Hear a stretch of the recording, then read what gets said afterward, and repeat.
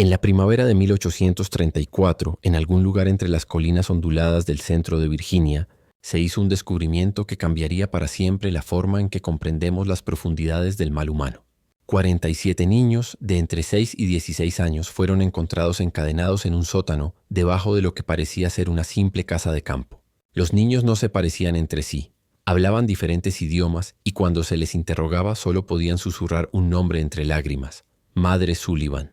El informe del sheriff local, enterrado durante más de un siglo en los archivos del condado de Henry, describía escenas tan perturbadoras que 3 de los oficiales investigadores renunciaron a su cargo en el plazo de una semana. Lo que hace que este caso sea realmente inquietante no es solo el horror de lo que se encontró, sino la escalofriante revelación de que Constance Sullivan había estado operando su retorcido negocio durante más de 2 décadas sin ser descubierta.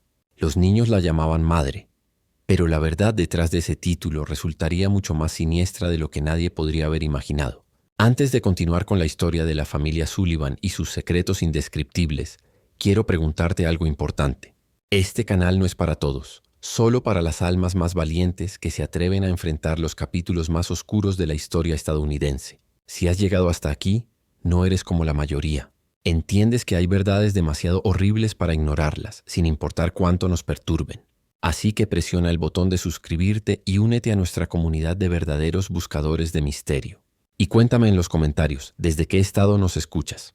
¿Eres lo suficientemente valiente para oír historias como esta que podrían venir de tu propio vecindario?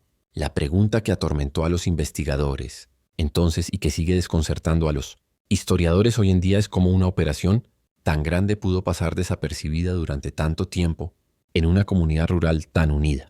La Virginia de 1834 era una tierra atrapada entre 2 mundos. El antiguo sistema de plantaciones aún dominaba el paisaje social, mientras los susurros del cambio industrial llegaban desde el norte. En ese entorno, la pequeña comunidad agrícola de Millbrook, una colección de unas 50 familias dispersas a lo largo de las suaves laderas del condado de Henry, representaba el típico asentamiento rural estadounidense de la época. La mayoría de los residentes cultivaban tabaco o maíz, comerciaban en la tienda general de Henderson y se reunían para eventos sociales en la escuela de una sola aula que también servía como sala de reuniones comunitaria. La propiedad de los Sullivan se encontraba en las afueras de esta comunidad, una modesta casa de campo de 2 pisos rodeada por casi 200 acres de tierra agrícola de primera calidad. Para cualquier viajero que pasara por el camino polvoriento que conectaba Millbrook con Richmond, la granja Sullivan parecía completamente normal. La casa, construida en estilo federal, popular durante la década de 1810, tenía revestimiento de madera pintado de blanco y un porche que la rodeaba, típico de la arquitectura de Virginia. Un granero rojo se encontraba a unos 60 metros detrás de la casa, con un gallinero y un ahumadero que completaban el diseño habitual de una granja.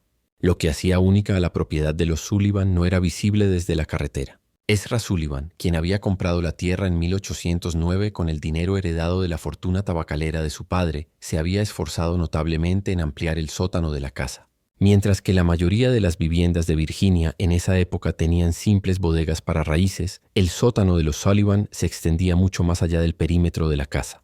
Los artesanos locales recordaban haber sido contratados para diversos proyectos de excavación durante las décadas de 1810 y 1820. Aunque ninguno llegó a ver la obra terminada. Ezra pagaba bien y en efectivo, pidiendo únicamente que los trabajadores se concentraran en su sección asignada sin preocuparse por el proyecto completo. Constance Sullivan, la esposa de Ezra, había llegado a Millbrook en 1811 como una novia de 22 años.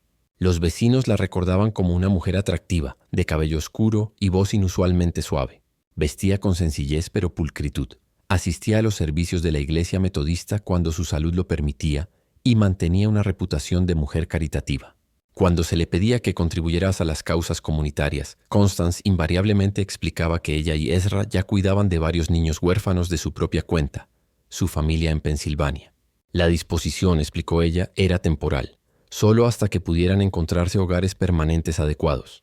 Esta explicación satisfizo la curiosidad de la comunidad sobre los ocasionales destellos de niños alrededor de la propiedad Sullivan. La señora Henderson, dueña de la tienda general, a veces veía un pequeño rostro asomándose desde el carro de los Sullivan cuando Constance iba al pueblo a comprar suministros. Los niños nunca hablaban. Pero Constance explicaba que eran tímidos, traumatizados por la pérdida de sus padres y que necesitaban tiempo para adaptarse a sus nuevas circunstancias. La comunidad, familiarizada con la tragedia de los niños huérfanos en una época de altas tasas de mortalidad, aceptó estas explicaciones sin cuestionarlas. Thomas Henderson, quien dirigía la tienda general, recordaba más tarde que Constance Sullivan era una de sus clientas más confiables. Cada 2 semanas llegaba con una lista detallada y suficiente dinero en efectivo para comprar grandes cantidades de alimentos básicos: harina, harina de maíz, sal, carne de cerdo, melaza y otros productos esenciales. Las cantidades parecían excesivas para una pareja sin hijos, pero cuando Thomas lo mencionaba, Constance le recordaba a los niños huérfanos bajo su cuidado. También compraba cantidades inusuales de medicinas básicas, explicando que los niños provenientes de entornos pobres a menudo llegaban con diversos padecimientos que requerían tratamiento. La granja Sullivan funcionaba con un horario que desconcertaba a algunos vecinos. Mientras la mayoría de las familias campesinas se levantaban con el sol y trabajaban hasta el anochecer, en la propiedad de los Sullivan la actividad continuaba bien entrada la noche. Se veían luces encendidas en las ventanas de la casa a horas extrañas, y en ocasiones se oían sonidos de martillazos o trabajos de construcción resonando por los campos durante la noche. Cuando se les preguntaba sobre estas actividades, Ezra explicaba que estaba haciendo mejoras para acomodar al creciente número de niños bajo su cuidado. El doctor Marcus Whitfield, el médico itinerante que atendía la zona de Millbrook, recordaba haber sido llamado a la granja Sullivan en varias ocasiones durante las décadas de 1820, 1830. Cada vez se le decía que uno de los niños huérfanos había enfermado y necesitaba atención médica. Sin embargo, al doctor Whitfield nunca se le permitía examinar directamente a los niños. En su lugar, Constance describía los síntomas y pedía medicamentos específicos. Cuando el médico insistía en ver a sus pacientes, Constance le explicaba que los niños estaban demasiado asustados de los extraños, demasiado traumatizados por sus experiencias como para permitir ser examinados por hombres desconocidos. El engaño era tan completo que incluso el pastor local, el reverendo Samuel Matthews, creía en la labor caritativa de la familia Sullivan. Durante sus visitas ocasionales a la granja, el reverendo Matthews elogiaba a Constance y a Ezra por su compasión cristiana al cuidar de tantos niños desafortunados. Ofreció ayuda para encontrar hogares permanentes para los huérfanos, pero Constance siempre le explicaba que ya mantenía correspondencia con familiares en Pensilvania que eventualmente se harían cargo de los niños. El proceso, le aseguraba, solo requería paciencia y una cuidadosa organización. Lo que ninguno de los miembros de la comunidad sabía era que Constance Sullivan había perfeccionado su engaño durante más de 2 décadas. Los niños huérfanos no eran residentes temporales que esperaban ser colocados con familias amorosas. Eran prisioneros, comprados, secuestrados o atraídos desde sus hogares en varios estados y mantenidos en condiciones que harían llorar de horror incluso a los criminales más endurecidos. El descubrimiento que revelaría los horribles secretos de la familia Sullivan comenzó con una serie de incidentes aparentemente no relacionados. En los primeros meses de 1834, febrero, había sido inusualmente severo, con temperaturas que descendieron muy por debajo del punto de congelación durante semanas. El frío implacable que azotó Virginia aquel invierno resultaría ser tanto una bendición como una maldición para los 47 niños atrapados bajo la casa de los Sullivan. El 23 de febrero de 1834, un comerciante ambulante llamado Jacob Stern viajaba de Richmond a Charlottesville cuando una violenta tormenta de nieve lo obligó a buscar refugio. La granja Sullivan, siendo la más cercana, los niños eran tratados por heridas y enfermedades, no por compasión, sino para mantenerlos vivos y funcionales. Una tercera habitación contenía registros detallados que resultarían cruciales para la investigación: nombres, edades, fechas de llegada y notas sobre la condición y el comportamiento de cada niño. Los registros revelaban el alcance de la operación de los Sullivan. Los niños habían estado llegando a la granja regularmente desde 1812, poco después de que Constance Sullivan llegara a Millbrook. Las fuentes variaban. Algunos eran huérfanos comprados en casas de acogida saturadas. Otros eran fugitivos atraídos por promesas de comida y refugio. Y otros simplemente habían sido secuestrados de sus familias. Los registros mostraban que a lo largo de los años, más de 90 niños habían pasado por el sótano de los Sullivan. La pregunta obvia, ¿qué había sucedido con los demás?, fue respondida de la manera más horrenda posible. En una cámara separada, a la que se accedía por un pasaje estrecho que obligaba a gatear, Crawford y Webb encontraron los restos de al menos 36 niños. Algunos parecían haber muerto de enfermedad o desnutrición. Otros mostraban signos de violencia. Todos habían sido enterrados en tumbas poco profundas bajo el suelo del sótano, sus cuerpos cubiertos con cal para controlar el olor y la descomposición. La investigación que siguió al descubrimiento inicial se prolongó durante meses, mientras las autoridades intentaban comprender cómo una operación criminal tan vasta había podido funcionar sin ser detectada durante más de 2 décadas. La respuesta residía en el genio de Constance Sullivan para el engaño y su comprensión de la psicología humana. Había creado una personalidad casi perfecta para evitar sospechas en una comunidad rural de la década de 1830. La figura de una mujer caritativa que cuidaba de huérfanos apelaba a los valores cristianos de la comunidad y explicaba cualquier aspecto inusual del hogar Sullivan. La historia de niños traumatizados que temían interactuar con extraños servía como excusa para que los supuestos huérfanos nunca fueran vistos en público. La afirmación de que se estaban organizando hogares permanentes con parientes lejanos explicaba por qué los niños nunca parecían abandonar la granja. Aún más ingeniosamente, Constance había creado múltiples capas de protección para su operación. Los niños eran instruidos para llamarla madre, asegurando que si alguien los escuchaba, parecería una relación familiar natural. Las pocas veces que los niños fueron vistos por extraños, habían sido cuidadosamente entrenados para permanecer en silencio y parecer tímidos, no aterrados. Las grandes compras de alimentos se justificaban por la presencia de varios niños, mientras que los suministros médicos se explicaban por la supuesta mala salud de los huérfanos. La estructura física de la operación también estaba meticulosamente planificada. La construcción del sótano se había realizado a lo largo de muchos años, con diferentes trabajadores encargados de distintas partes del proyecto. Ningún artesano había visto el diseño completo ni comprendía el verdadero propósito de las modificaciones. El aislamiento acústico era tan eficaz que incluso los vecinos cercanos rara vez escuchaban algo sospechoso. Y cuando lo hacían, los sonidos podían explicarse como actividades agrícolas comunes o el ruido normal de niños jugando. Quizás lo más perturbador era el sistema de control psicológico que Constance había desarrollado. A los niños se les decía que habían sido abandonados por sus familias, que nadie los buscaba y que el mundo exterior era peligroso y hostil. Aquellos que se comportaban bien recibían comida y condiciones de vida ligeramente mejores.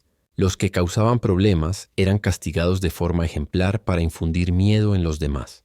Con el tiempo, la mayoría de los niños aceptaron su cautiverio como si fuera simplemente la manera en que sus vidas estaban destinadas a ser. La reacción de la comunidad ante el descubrimiento fue de completa conmoción e incredulidad. Muchos residentes inicialmente se negaron a creer que Constance Sullivan, la mujer callada que había vivido entre ellos por más de 20 años, pudiera ser capaz de actos tan monstruosos. Algunos sugirieron que debía haber sido coaccionada por su esposo, o que toda la situación era un malentendido. De algún modo, un malentendido. Pero esas negaciones se volvieron imposibles de sostener a medida que surgían más pruebas. Los registros detallados encontrados en el sótano no solo contenían información sobre los niños, sino también correspondencia con contactos criminales en otros estados.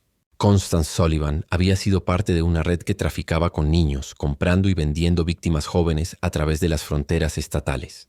La granja de los Sullivan era solo una pieza de una empresa criminal mucho más amplia que se extendía desde Pensilvania hasta Georgia.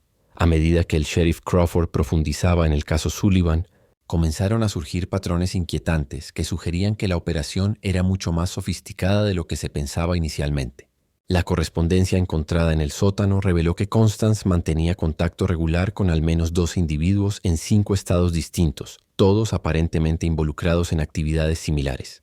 Las cartas, escritas en un código simple que finalmente fue descifrado, hablaban de entregas de mercancía y control de calidad en un lenguaje que claramente se refería a la trata de personas. Una de las cartas, fechada apenas 3 meses antes del descubrimiento, provenía de alguien identificado solo como Morrison, en Filadelfia. Morrison escribía que tenía 6 nuevos artículos de diferentes edades y condiciones que serían adecuados para sus requisitos. La carta incluía descripciones detalladas de los niños, sus edades aproximadas, su estado físico y, de manera aún más perturbadora, notas sobre sus temperamentos, cuáles eran obedientes y cuáles podrían necesitar entrenamiento adicional. Los registros financieros pintaban un panorama aún más horrendo. Constance Sullivan había estado pagando entre $50 y $200 por niño, dependiendo de su edad y condición. También recibía pagos de otros lugares, lo que sugería que la granja Sullivan funcionaba tanto como destino como punto de distribución para los niños traficados. La cantidad total de dinero involucrada era asombrosa para la época. más de $8,000 en transacciones a lo largo de 2 décadas, equivalentes a varios cientos de miles en moneda actual. El doctor Marcus Whitfield, un médico itinerante que había sido llamado en varias ocasiones a la granja Sullivan, se convirtió en testigo clave cuando la investigación se amplió. Bajo interrogatorio, reveló que Constance siempre había sido inusualmente específica sobre los medicamentos que pedía. Poseía un conocimiento detallado sobre cómo tratar la desnutrición, las infecciones respiratorias y otras afecciones comunes en niños gravemente descuidados. También había solicitado sedantes y otros fármacos que podían usarse para controlar a prisioneros difíciles. El testimonio del médico condujo a una nueva y escalofriante comprensión.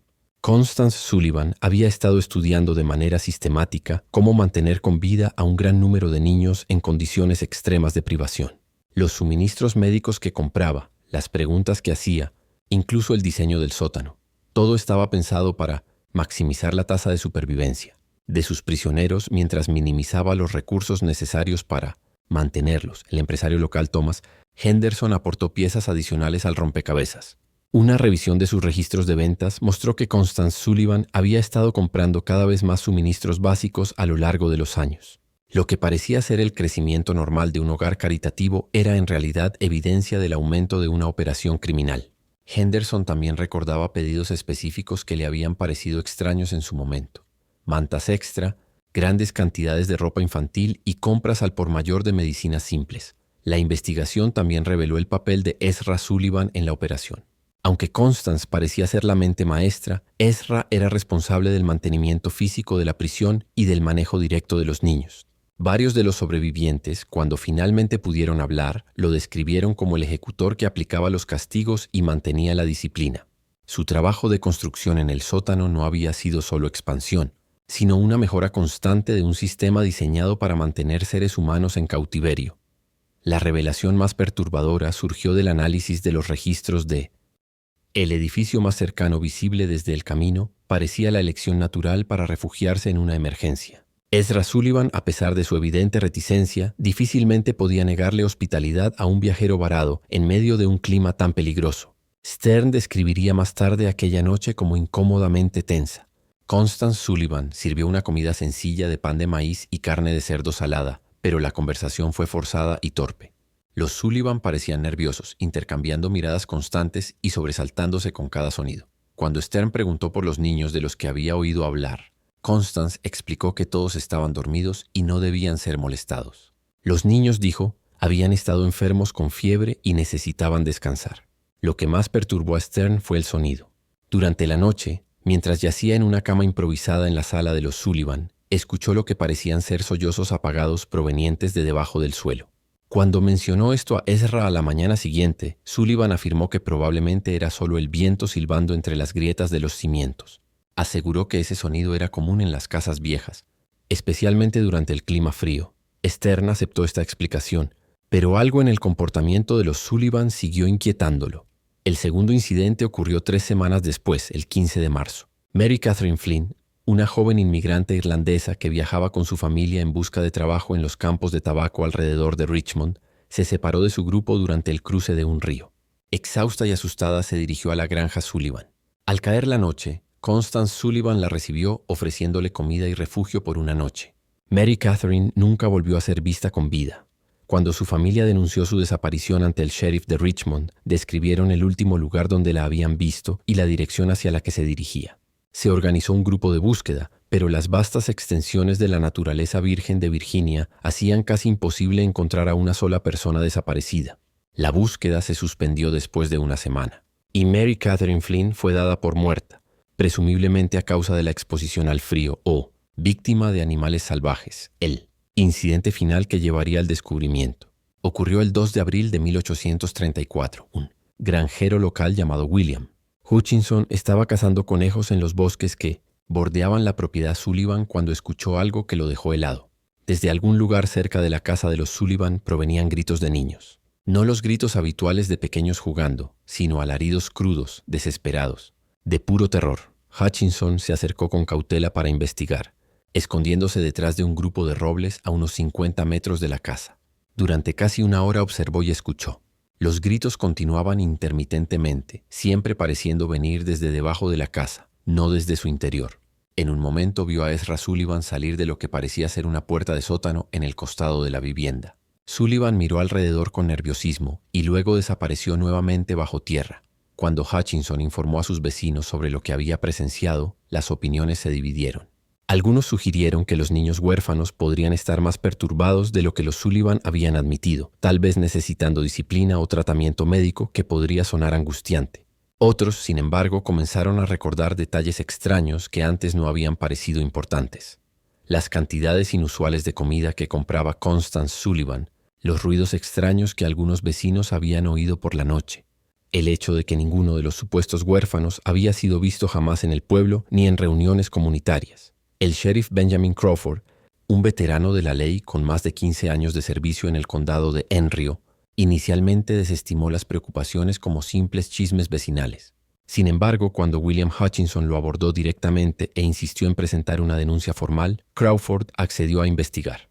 La ley le exigía dar seguimiento a los informes de posible abuso infantil, independientemente de su opinión personal sobre los denunciantes. En la mañana del 8 de abril de 1834, el sheriff Crawford cabalgó hacia la granja Sullivan, acompañado por su ayudante Marcus Webb.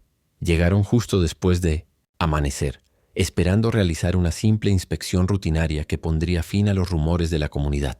Constance Sullivan los recibió en la puerta con una actitud tranquila y acogedora. Invitó a los oficiales a entrar para tomar café y expresó su preocupación por los chismes que circulaban entre los vecinos.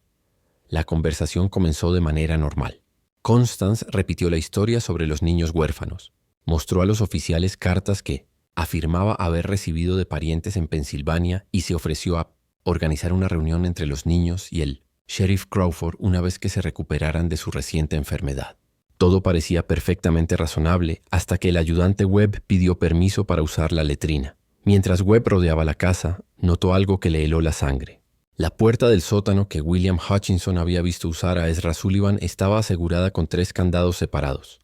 Cadenas pesadas envolvían las manijas de la puerta, y la madera alrededor de los cerrojos mostraba señales de arañazos desesperados, como si alguien hubiera intentado salir rascando desde el interior. Cuando Webb regresó a la casa e informó en voz baja al sheriff Crawford de lo que había visto, ambos hombres comprendieron que estaban frente a algo mucho más grave que simples rumores.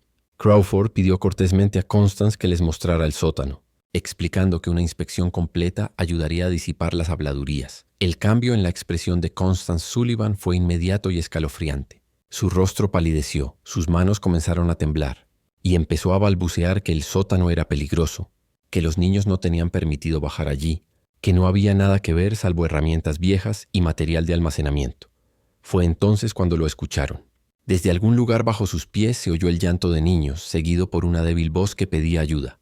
El sonido era apagado pero inconfundible, y provenía directamente de debajo de la cocina donde estaban de pie. Las consecuencias inmediatas de aquel primer descubrimiento perseguirían al sheriff Crawford por el resto de su vida. Cuando él y el ayudante Webb forzaron la puerta del sótano, el hedor que emanó de la oscuridad fue insoportable. Una mezcla de desechos humanos, cuerpos sin lavar y algo más. Algo que Crawford describiría más tarde como el olor mismo de la desesperación. El sótano que Ezra Sullivan había pasado más de 2 décadas construyendo era una obra maestra de crueldad calculada. La cámara principal se extendía mucho más allá del perímetro de la casa, adentrándose en la tierra como una madriguera subterránea. Paredes de piedra cuidadosamente enlucidas y diseñadas para amortiguar el sonido formaban una serie de habitaciones interconectadas. La cámara más grande, justo debajo de la cocina, albergaba a la mayoría de los niños. Estaban encadenados a anillos de hierro incrustados en las paredes de piedra, cada uno asegurado con grilletes alrededor de los tobillos. Las cadenas eran lo suficientemente largas para permitir un movimiento limitado dentro de un pequeño espacio, pero impedían cualquier posibilidad de escape. Los niños tenían entre unos 6 y 16 años. Estaban demacrados, sus ropas reducidas a harapos, sus cuerpos marcados por signos de abandono y abuso prolongado. Muchos mostraban síntomas de enfermedad, fiebre, problemas respiratorios y afecciones cutáneas causadas por vivir en un ambiente húmedo y sin ventilación. Lo que más impactó a los oficiales fue el silencio. Tras los primeros gritos de ayuda, los niños no dijeron nada. Simplemente miraban a los recién llegados con ojos vacíos, sin esperanza, sin expectativa de rescate. El ayudante Webb, padre de 4 hijos, tuvo que salir del sótano 2 veces para vomitar. El sheriff Crawford, a pesar de sus años de experiencia en la aplicación de la ley, no podía asimilar la magnitud de lo que estaba viendo. la naturaleza metódica del cautiverio, la evidencia de una planificación a largo plazo, el enorme número de víctimas. Todo superaba cualquier cosa que hubiera experimentado o imaginado. En las cámaras más pequeñas, Crawford y Webb encontraron pruebas del sistema de control de los Sullivan. Una habitación contenía cepos y dispositivos de sujeción para castigo. Otra parecía ser un área médica rudimentaria donde,